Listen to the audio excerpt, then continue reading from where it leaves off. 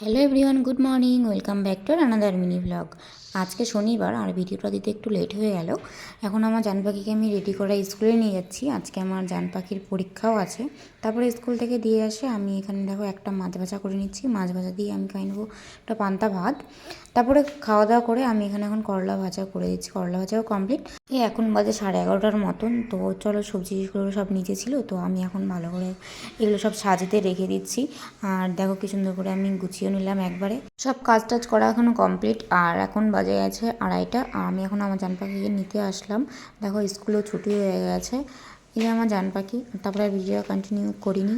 তো এখন বিকালবেলা, তো পাশের দোকান থেকে কিছু কিনতে যাবো, তো চলো সেখানেই যাওয়া যাক। তো চলে আসছি আমরা দোকানে। আমার জান পাখি এখান থেকে একটা ডেরি মিল্ক নিয়ে নিল। আর আমি যা যা লাগে সেগুলো নিয়ে নিলাম। এখানে ভুজিয়া নিলাম আর ডিম আর দুধ, কারণ চা বানিয়ে খাবো।